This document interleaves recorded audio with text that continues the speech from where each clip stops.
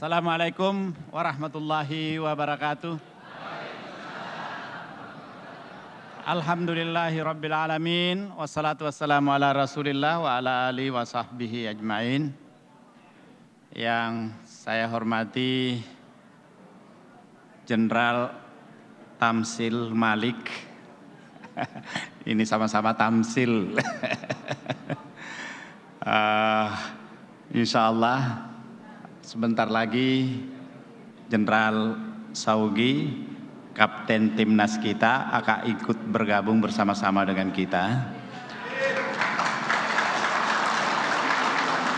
Saya lebih duluan tampil di depan karena setelah ini saya harus ke airport untuk acara di Semarang yang sedang berlangsung jam 9 pagi ini, dan saya dijadwalkan jam 12 di sana, yaitu acara MU Perubahan. Di sini hadir Mas Dendi, Wakil Ketua Deputi Saksi dan Pengorganisasian Timnas Amin, Mbak Tata yang mengkoordinasikan Bakorsi, yang saya kira hadir mungkin sebahagian besar di forum ini dalam rangka apel siaga saksi. Hadir Ibu Hanifah Husain, juru bicara Timnas Amin. Satu yang saya harapkan tadi hadir tapi ternyata masih di Sumatera, Dr. Bambang. Dr. Bambang ini dewan pakar kita sekaligus yang meminjamkan gedung ini kepada kita untuk kita pakai kapan saja mau digunakan ini. Silakan. Ya. Ada Pak Abi yang sudah berkeliling melakukan pelatihan. Ya, ini saya perkenalkan berdiri, di sampingnya ada Pak Heri juga sama-sama. Ini adalah tim pelatih-pelatih kita yang melakukan TOT untuk para saksi. Dan di sini hadir juga Sekretaris Deputi Saksi dan Pengorganisasian Pak Taufik Amirullah, dan Ketua Pemuda Perubahan Pak Apandi, ya Apandi Ismail, dan saya kira pimpinan Partai Umat, mungkin ada juga di sela-sela kita, saya tidak menyaksikan, dari partai-partai pendukung dan pengusung lainnya, yakni Partai Nasdem, PKS, dan PKB. Oh, ada Ketua Anies mojok di sana ini yang luar biasa, ternyata masih sempat berada di tengah-tengah kita. Saya tahu sibuk berkeliling daerah beliau ini. Halo saksi. Wah, ini ada yang mau joget jangan-jangan ini. Saya kira teman-teman sekalian, tentu dalam kesempatan ini saya tidak lagi berada pada posisi untuk meyakinkan teman-teman tentang dukungan kita. Oh, ini Pak Sahrin, selamat datang Pak Sahrin. Ya. Nih, alhamdulillah, saya kira kita semua, karena kita sebagai relawan saksi atau pejuang saksi, pejuang perubahan, sudah barang tentu kita tidak perlu lagi berdiskusi untuk diyakinkan tentang bagaimana itu capres dan cawapres kita. Pasti kita sudah berada pada posisi yang kesemuanya adalah total memberikan dukungan kepada beliau.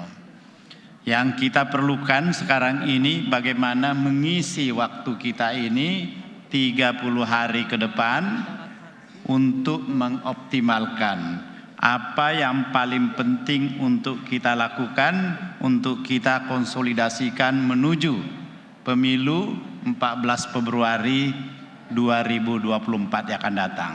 Saya kira ini yang terpenting, kita perlu memetakan apa saja yang menjadi tugas-tugas yang harus kita lakukan.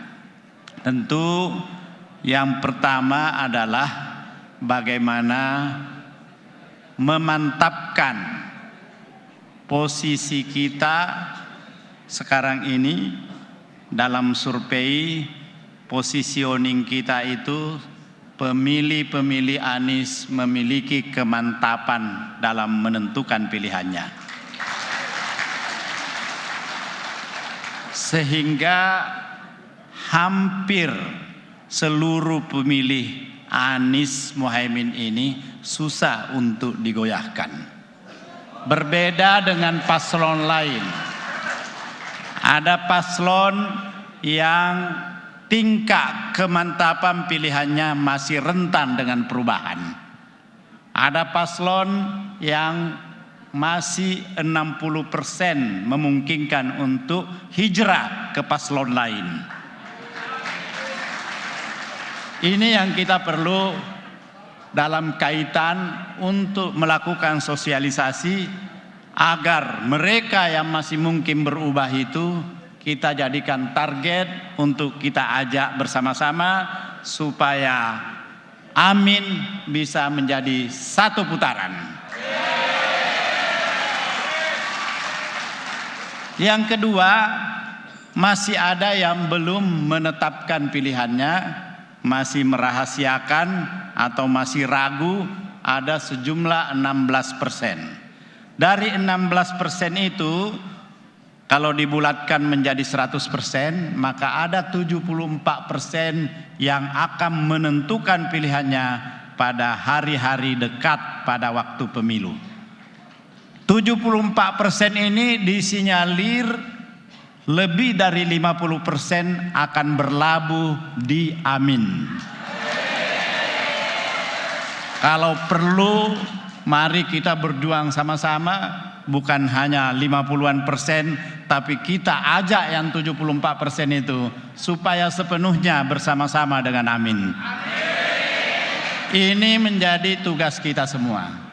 Karena itu kita akan ajak teman-teman untuk aktif melakukan canvassing, terutama di daerah Jawa, Jawa Barat, Jawa Tengah. Kalau Jawa Timur, insya Allah itu menjadi tugas PKB untuk memenangkannya sepenuhnya di Jawa Timur. Tapi di antara kita ini juga ada dari PKB dan ada dari relasi yang siap juga mengambil bahagian dalam menjalankan tugas-tugas untuk membantu kawan-kawan kita PKB di Jawa Timur untuk bisa memenangkan Amin di Jawa Timur. Setuju? Kemudian untuk selanjutnya teman-teman sekalian, soal saksi ini insya Allah kita sudah aman. Kami sudah punya catatan, kami sudah punya data, udah lebih dari 100% untuk penempatan saksi di setiap TPS. Ya. Partai-partai kita sangat aktif, bahkan saya sudah cek satu persatu partai pendukung, itu saksi-saksinya sudah lengkap di setiap TPS. Tapi memang baru saksi pileg. Tapi sekarang ada satu aturan PKPU yang kita akan dorong, kita akan mantapkan dalam rapat Komisi 2 minggu depan, insya Allah hari Selasa, untuk menetapkan bahwa satu saksi bisa membawa dua surat mandat. Kalau itu yang terjadi, maka itu berarti sudah kita juga memiliki saksi capres yang terpenuhi. Tapi jangan puas sampai di situ, karena kita perlu saksi berlapis. Satu partai itu bisa memberikan mandat kepada 4 orang saksi. 2 saksi utama, masing-masing saksi capres dan saksi caleg dan 2 saksi cadangan. Berarti ada 4. Ada 4 partai yang menjadi pengusung dan pendukung kita, yaitu Nasdem, PKB, PKS, dan Umat. Berarti kalau dikali 4, 16. Tambah 2 relawan, 1 saksi utama untuk Pilpres saja, dia tidak ada merekomendasikan saksi pileg, dan 1 saksi cadangan. Berarti ada 18. Itu saksi yang dimandatkan untuk bertugas di dalam TPS. Tapi saksi di luar TPS kita tidak batasi.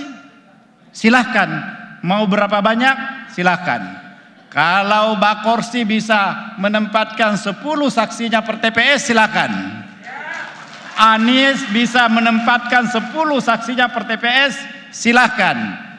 Organisasi keumatan bisa menempatkan 10 saksinya per TPS, silakan. Misalnya di Sulawesi, seluruh Sulawesi itu Wahda Islamiyah telah mendaftarkan 60.000 saksinya untuk seluruh Sulawesi. Kemudian pesantren Hidayatullah untuk seluruh Kalimantan, dia akan mendaftarkan sebanyak 50.000. Sekarang masih dalam proses untuk seluruh Kalimantan. Kemudian nanti di Jawa Barat ada Persis, ada PUI. Kemarin kita sudah kumpul di posko. Dia juga akan berpartisipasi, belum menyebut jumlahnya, tapi saya yakin jumlahnya juga sangat besar. Untuk di Sumatera juga seperti itu, ada Persis, kemudian ada Al-Wasliyah, dan ada lagi banyak organisasi keumatan lainnya.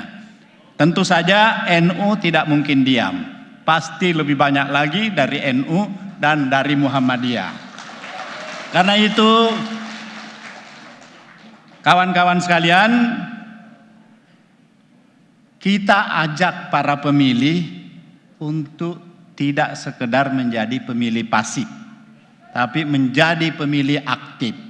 Pemilih aktif itu tidak puas hanya dengan mencoblos pada hari H, tapi dia akan tinggal untuk memberikan peran mereka, mengambil peran sebagai saksi. Saksi luar, kalau perlu di sekitar TPS itu kita penuhi dengan saksi-saksi luar. Siap? Jadi di samping kita menjadi pemilih, juga kita menjadi saksi. Kemudian yang berikutnya, saya sudah bertemu dengan kelompok-kelompok mahasiswa dari berbagai kampus. Bahkan ada kampus yang seluruh sivitasnya dikerahkan untuk ikut, baik itu menjadi saksi maupun menjadi pemantau pengawas pemilu. Karena anak-anak muda ini dari berbagai kalangan sangat berkepentingan untuk agar pemilu ini menjadi pemilu jurdil. Pemilu bagi Universitas Muhammadiyah yang ada 172 kampusnya di seluruh Indonesia. Dia inginkan pemilu ini adalah pemilu halal. Termasuk proses penetapan kandidat paslon sebenarnya harusnya juga halal. Tidak ada pelanggaran-pelanggaran konstitusional, supaya tidak ada cacat legitimasi. Karena itu sudah ada suara narasi yang sangat nyaring di mana-mana, supaya yang punya pelanggaran konstitusional ini lebih baik. Itu bukan saya yang nyambung itu. Yang berikutnya, sekali lagi, jadi kita siapkan bersama-sama dengan kawan-kawan kita ini untuk menjadi pemantau atau pengawal pemilu jurdil. Yang berikutnya, saya berkeliling. Selamat datang Pak Kapten, Pak Jenderal Sauki sudah hadir. Sudah ditunggu oleh Jenderal Tamsil Malik.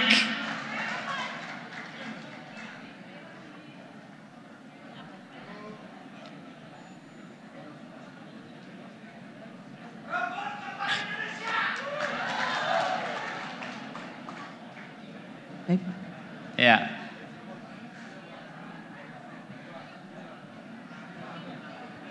Maaf Kapten, saya duluan karena saya setelah ini mau ke airport untuk ke Semarang. Ke Semarang, ya. Jadi saya sudah melaporkan tadi beberapa hal, saya lanjutkan lagi. Nah, yang keempat, kita akan membentuk dapur halal, dapur umum. Di setiap 10 hingga 20 TPS ada satu dapur umum. Dan teman-teman kita dari Aisyah, dari Kohati, dari Melati itu organisasi Islam yang menghimpun 20 ormas wanita Islam. Itu siap untuk kawal dapur halal ini. Jadi di setiap 10 hingga 20 atau mungkin daerah yang sangat padat, misalnya di Bekasi ada satu desa tapi 90 TPS. Mungkin dalam satu desa itu kita cukup ada 3 saja dapur umum. Jadi setiap 30 TPS satu dapur umum.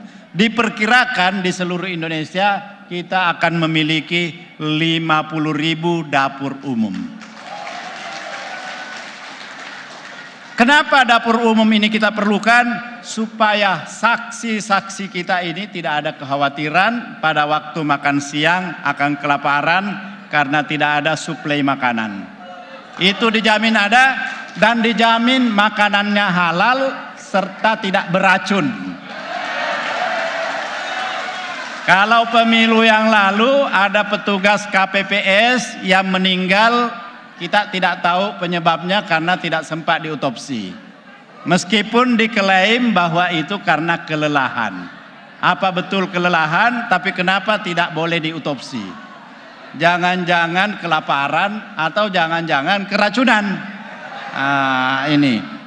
Nah, yang paling kuat dugaan kemungkinan keracunan. Nah, ini tidak boleh lagi terjadi. Karena itu dapur umum yang kita sediakan, kita tidak peruntukkan hanya untuk saksi kita, tapi kita juga menawarkan kepada petugas KPPS supaya dia aman, tidak lagi keracunan. Karena itu, Ibu dan Bapak sekalian, sekarang luar biasa partisipasi politik untuk Amin. Kenapa? Karena Amin mengusung sesuatu tema yang sangat menarik, terutama di kalangan anak-anak muda kita. Dulu anak-anak muda kita sering sebut sebagai apatis dalam politik. Tapi ternyata setelah debat ketiga capres kemarin ini, antusiasme mereka luar biasa. Sampai masyarakat kita baru sekarang ini dikenal yang namanya nasar politik. Ada yang melakukan nasar puasa kalau Amin menang, melakukan nasar akan memberikan makan gratis kalau Amin menang, membuat nasar akan memberikan bimbingan tes kepada mahasiswa, calon-calon mahasiswa secara gratis. Ini luar biasa, ribuan nasar politik yang ada di tengah-tengah masyarakat. Ini luar biasa, partisipasi politik yang luar biasa. Awal-awal kita kekurangan banner. Sekarang kita sudah punya 1 juta banner dan siap dipasang di mana-mana. Siapa yang membiayai itu? Adalah rakyat. Semuanya yang membiayai itu adalah gerakan rakyatnya Pak Sahrin, gerakan rakyat dari seluruh teman-teman kita, Bakorsi, relawan, partai, semua menunjukkan solidaritas dan konsolidasi yang luar biasa menuju pemenangan. Karena itu, kalau ada paslon yang selalu bersuara 1 putaran, jangan-jangan sekarang dia kendor karena khawatir tiba-tiba yang bisa 1 putaran adalah Amin. Ini semua ditentukan oleh kita. Kalau kita terkonsolidasi secara rapi dan terus-menerus melakukan apel-apel siaga sampai kepada hari H nanti. Saya yakin yang satu putaran itu adalah amin. Karena itu kawan-kawan sekalian, mulai hari ini di tempat ini bisa digunakan setiap hari untuk kegiatan konsolidasi.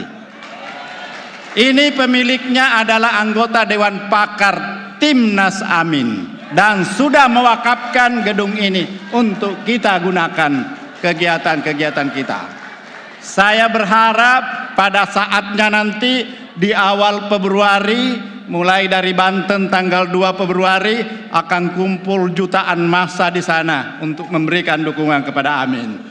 Ya, kalau kita lihat perjalanan kita dulu yang dimulai dari Makassar, lebih 1 juta rakyat numplek, dan ketika Pak Yusuf Kalla mencoba meminta anak buahnya untuk melihat apakah banyak bis-bis yang mobilisasi massa, ternyata tidak ada. Massa datang sendiri-sendiri tanpa dimobilisasi, betul-betul organik. Nah, kita berharap mulai Februari nanti, terutama pada tanggal-tanggal 8, 9 atau 10 Februari di Jakarta, kita akan aminkan Jakarta. Kita akan mengulangi 212 yang pernah ditorehkan oleh teman-teman ormas-ormas Islam di Jakarta. Kita akan datangkan puluhan juta warga untuk menunjukkan dukungannya kepada Amin. 19 ormas Islam yang berkumpul di Posko Pandeglang baru-baru ini menyatakan komitmen yang demikian. Apalagi ditambah dengan seluruh relawan-relawan kita. Saya yakin itu dengan sangat mudah kita wujudkan. Bahkan bukan hanya di Jakarta, tapi untuk kota-kota lainnya. Ketua DPRD Cirebon, Habib Lutfi, sudah menemui saya dan menyampaikan dia menyiapkan Cirebon bersama Majalengka, Indramayu, Subang untuk bersatu dalam satu kegiatan pada tanggal 23 Januari. Dia hanya meminta supaya dijadwalkan, mudah-mudahan capres, cawapres, dan kapten bisa hadir serta head coach bisa hadir di dalam pertemuan tersebut. Dia akan kick off untuk menunjukkan bahwa sesungguhnya pemilu sudah selesai dan pemenangnya adalah satu. Berapapun paslonnya, satu pasti pemenangnya. Betul kan? Ya. Baik, saya kira terima kasih. Selamat kepada kawan-kawan sekalian. Mari kita jaga terus persatuan kita kuatkan konsolidasi kita sama-sama berkomitmen untuk mengantarkan Indonesia kepada suatu perubahan yang lebih mendekatkan kita kepada tujuan nasional, mencerdaskan kehidupan bangsa, karena presidennya nanti adalah seorang guru, maka dijamin bangsa ini akan terkelola dengan baik untuk menjadi bangsa yang lebih cerdas dan mensejahterakan masyarakat umum. Pupuk akan kita peroleh dengan mudah dan lebih murah, bahan-bahan pokok akan mudah dan terjangkau bagi kita semua. Demikian, wabillahi taufiq wal hidayah, wallahul muwaffiq ila aqwamit thariq, nasrum minallah wa fathun qarib. Wassalamualaikum warahmatullahi wabarakatuh.